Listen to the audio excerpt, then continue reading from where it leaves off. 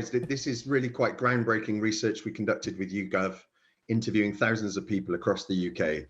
And what we're really saying, what we've seen come out of the research, is that eco and environmental savings and energy bill savings are right up there with location and space as priorities for buyers and renters in the current market.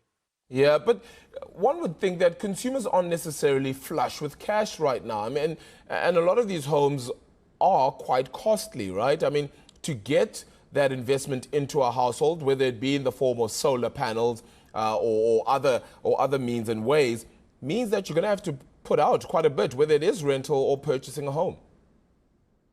So I think there's two parts to this. I mean, what this is, the message for the housing industry is very much that building these kind of homes is important. It is valued by the end consumer, whether that be a buyer or a renter.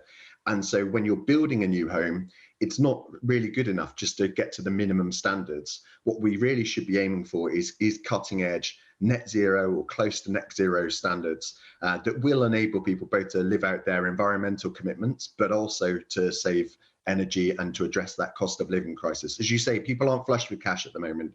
And so reducing people's fuel bills is essential. But to your point around the retrofitting of existing homes, the house I'm sitting in right now, my own, I've ended up doing that with my own money. But you're entirely right to say it's something that not everyone can do.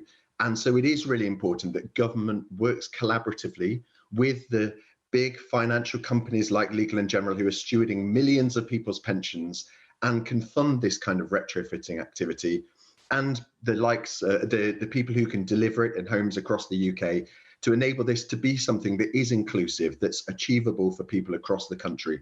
And that's not just a pipe dream, it really is deliverable. It creates new jobs, it creates better environmental credentials, it addresses the cost of living crisis, and it's something that if we pull together as a society, as a country, we're pretty convinced that we can achieve. Those cost savings are said to be something that can be achieved, one might say, on a fairly longer term, you know, beyond the time span in which you build those elements into. But how do you then convince people to get into it now? I mean, they look at the long term and think, oh, I'll worry about that when I get there. Right now, I'm just worried about putting food on the table.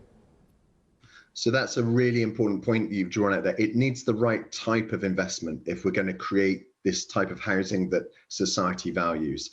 It's going to be a longer term investment. That's ideal for people like Legal & General and other long-term investors who are paying out people's pensions for 10, 20, 30 years. So the kind of model we're envisaging is that we would fund these retrofitting measures, fund net zero homes, and then the long-term savings are something that we can use to pay people's pensions with.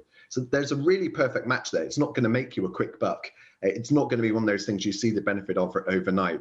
But that's precisely why we need new financial structures working collaboratively with government that enable these things that people clearly value so much to be delivered, to achieve both that environmental benefit and address this really pressing cost of living crisis that's affecting so many families across the UK at the moment.